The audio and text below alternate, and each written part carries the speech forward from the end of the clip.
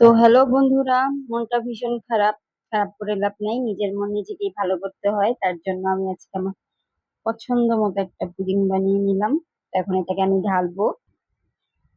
আমার যখন ভীষণ মন খারাপ থাকে, তো আমি এরকম ছোট একটা ডিম দিয়ে, মানে একটা ডিম দিয়ে একটাই পুডিং বানাই। তো এই দেখো আমার পুডিং এর ফাইনাল লুক।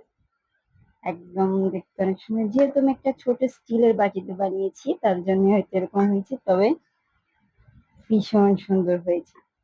তো এখন এটাকে আমি কাটবো। তো গাইস, তোমরা কিছু মনে করো না, আমার ছুরির মাথাটা আমি ভেঙে ফেলেছি পন্ডিতি করে। দেখো, এত সুন্দর হয়েছে।